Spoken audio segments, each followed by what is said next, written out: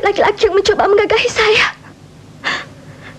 selalu menjadi mayat di atas tubuh saya.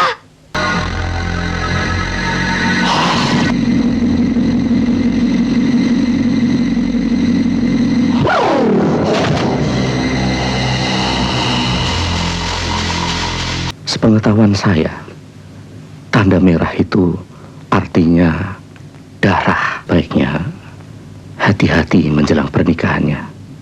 Sekarang sudah terbukti, dialah sumber malapetakannya. Kenapa setiap ada pembunuhan di desa ini, selalu ada dia? Yap.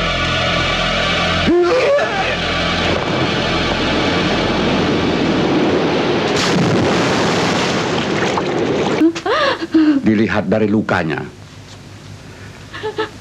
kematian Ajana ini tidak wajar. Seperti bukan perbuatan manusia. Lukanya seperti Pak Broto dulu. Pasti dia yang mencelakakan anakku karena takut tersaingi.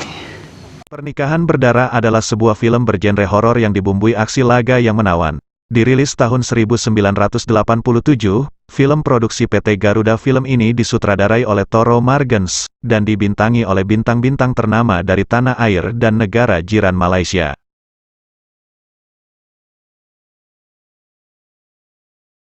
Bercerita tentang misteri terbunuhnya para laki-laki yang berusaha menggagahi seorang gadis yatim piatu. Maka tak usah berlama-lama lagi. Bagi Anda yang tidak keberatan menyaksikan konten yang bermuatan spoiler, silakan simak alur selengkapnya dari film Pernikahan Berdarah.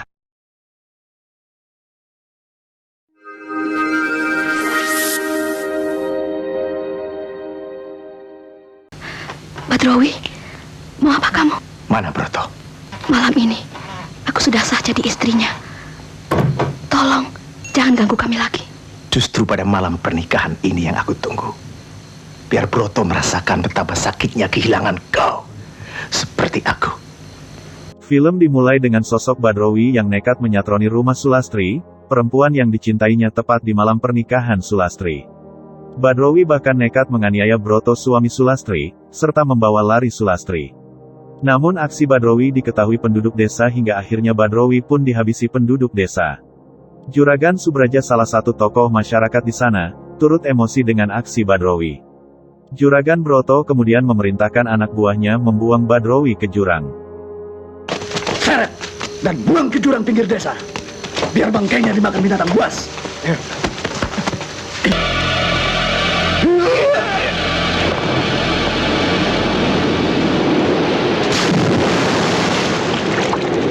18 tahun setelah kejadian itu, gadis cantik bernama Murni tengah menjadi bahan candaan teman-temannya saat mereka mencuci di sungai bersama, yang mengatakan kalau seorang pemuda bernama Darman menaruh hati pada Murni.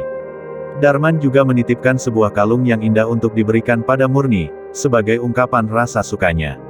Namun Murni menolak titipan tersebut, dan dengan cepat membereskan cuciannya dan bergegas meninggalkan sungai.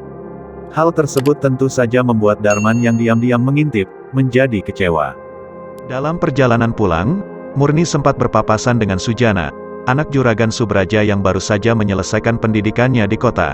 Melihat kecantikan Murni, Sujana yang terlihat layaknya laki-laki hidung belang langsung tertarik, otak mesumnya pun seketika bangkit, dan terobsesi untuk bisa menggagahi Murni.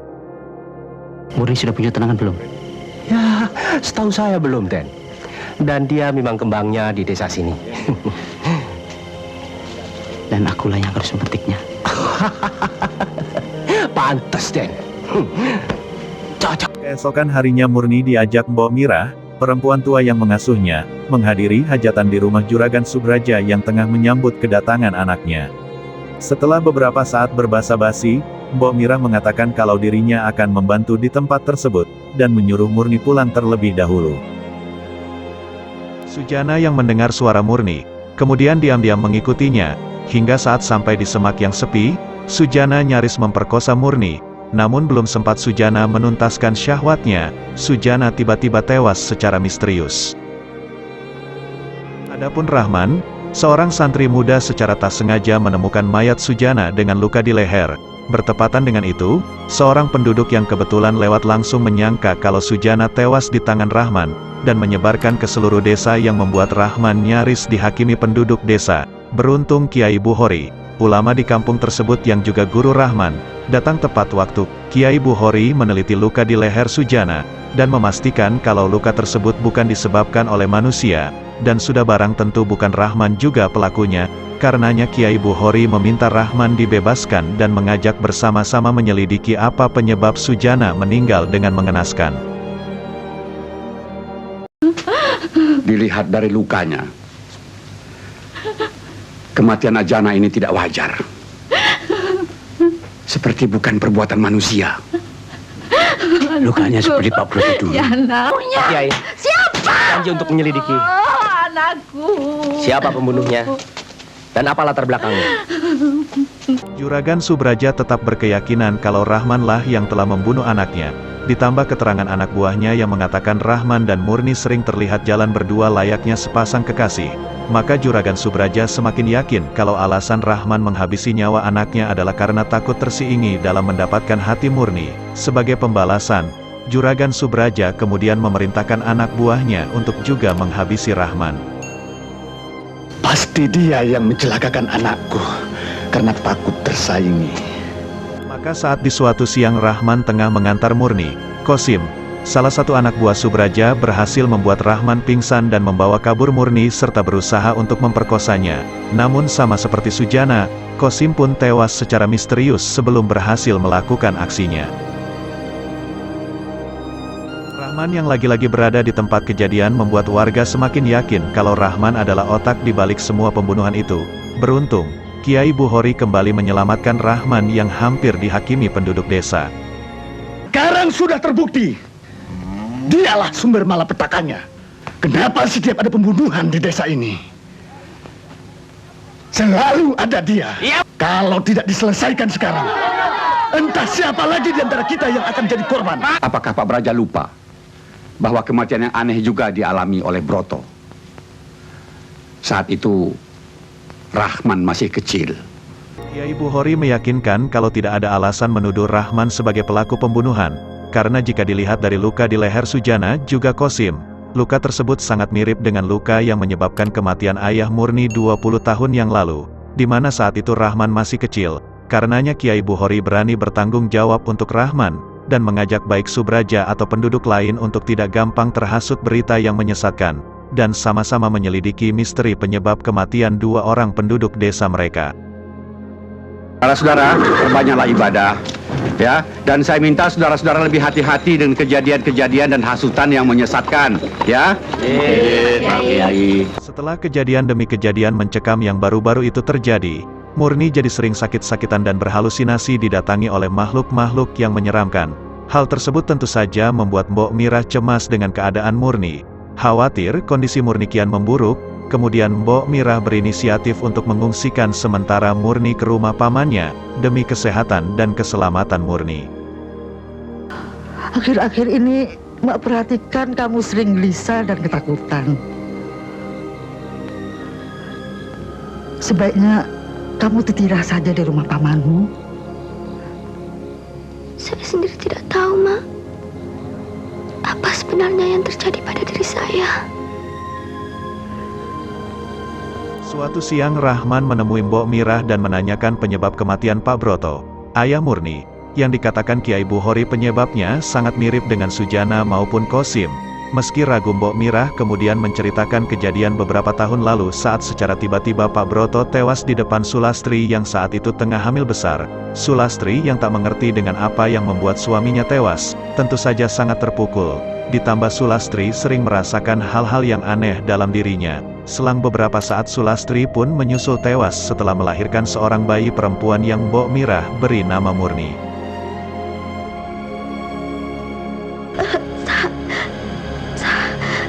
Saya juga tidak tahu apa yang terjadi dan apa yang saya lakukan. Kang Broto tiba-tiba tak bernyawa lagi di atas tubuh saya. Kalau sampai terjadi apa-apa, pada diri saya. Tolong, rawat anak ini baik-baik. Kasihan dia, Mbok. Tidak punya ibu bapak lagi. Setelah sempat diasuh oleh paman dan bibinya, bayi Murni kembali diasuh Mbok Mira. Lantaran selama dalam pengasuhan paman dan bibinya, bayi Murni mengalami sakit-sakitan. Setelah diobati oleh seorang dukun bernama Pak Wongso, bayi Murni bisa tumbuh sehat dan menjadi gadis yang cantik. Namun saat belakangan kembali Murni sakit-sakitan dan seperti dicekam ketakutan, Mbok Mirah merasa kalau sakit Murni bukan sakit biasa, dan seperti berhubungan dengan sakit Murni di masa lalu. Merasa mempunyai nasib yang sama-sama ditinggalkan kedua orang tua, serta tergerak untuk melindungi Murni, Rahman yang memang sudah lama mencintai Murni, akhirnya memberanikan diri untuk melamarnya dan mendapat restu dari Kiai Buhori dan Mbok Dirah. Keduanya lalu memutuskan untuk merencanakan pernikahan, meskipun kesehatan jiwa Murni belum sepenuhnya membaik. Saat suatu malam Murni dihinggapi mimpi menakutkan tentang kematian Rahman, juga makhluk menyeramkan yang kembali datang menghantuinya, pamannya kembali menemui dan meminta saran dari Pak Wongso, dukun yang pernah mengobati Murni saat kecil. Pak Wongso berpesan agar Murni berhati-hati menjelang malam pengantinnya, karena tanda merah di pahanya adalah tanda yang membawa nasib tidak baik terhadapnya maupun pasangannya kelak. Namun demikian Pak Wongso menyarankan agar Murni keluarga tetap berpegang dan meminta pertolongan pada Tuhan, agar kejadian dan petaka yang tak diinginkan, tidak menghampiri kehidupan Murni di masa yang datang. Sepengetahuan saya, tanda merah itu artinya darah. Lalu apa yang harus kami lakukan, Pak? Sebaiknya hati-hati menjelang pernikahannya. Sama-sama tahu bahwa sejak lahir Murni punya toh merah di bagian paha kirinya. Bahwa kebenaran sejati datangnya hanya dari Tuhan. Maka satu-satunya jalan adalah meminta pertolongannya. Mendengarnya membuat Murni mengerti kalau tanpa disadari, dirinya lah sumber malapetaka yang menyebabkan kematian Sujana dan Kosim. Dengan tergesa Murni menemui Mbok Dirah dan meminta agar membatalkan rencana pernikahannya dengan Rahman. Murni menjelaskan kalau setiap laki-laki yang berniat menggagahinya akan tewas mengenaskan. Meski Murni tidak mengerti bagaimana hal tersebut bisa terjadi, karenanya Murni tak ingin meneruskan rencana pernikahannya, agar hal serupa tak terjadi pada laki-laki yang dicintainya.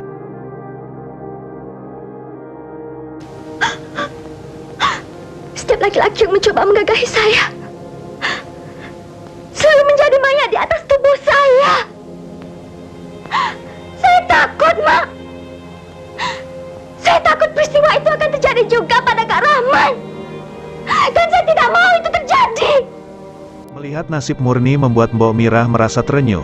Mbok Mirah coba menguatkan Murni dan meyakinkan Murni untuk tidak mundur pada rencananya, dan menghadapi apapun yang menjadi rintangan rumah tangganya kelak bersama Rahman yang sangat mencintainya. Maka pernikahan antara Murni dengan Rahman pun dilaksanakan, yang pada akhirnya, di malam pertama pernikahan mereka, semua misteri terjawab sudah. Badrowi yang sudah bersekutu dengan jin datang dalam bentuk siluman laba-laba. Badrowi jugalah ternyata yang selama ini merasuki tubuh Murni dan membunuh satu persatu laki-laki yang berniat menggagahinya, termasuk keluarga Subraja sebagai bentuk balas dendam terhadap penganiayaan Subarja terhadapnya dahulu.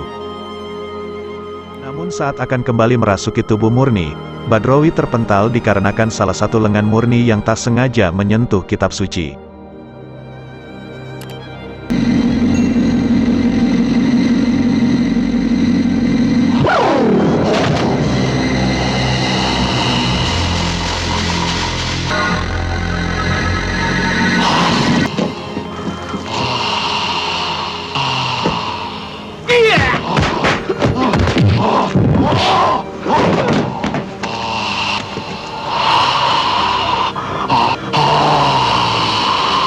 Badrowi.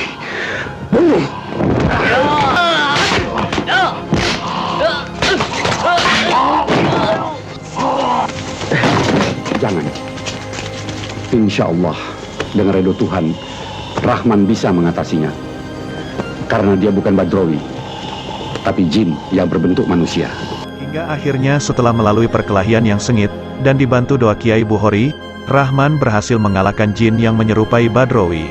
Murni pun akhirnya bisa kembali hidup normal dan terbebas dari gangguan jin Badrowi, dan cerita pun selesai.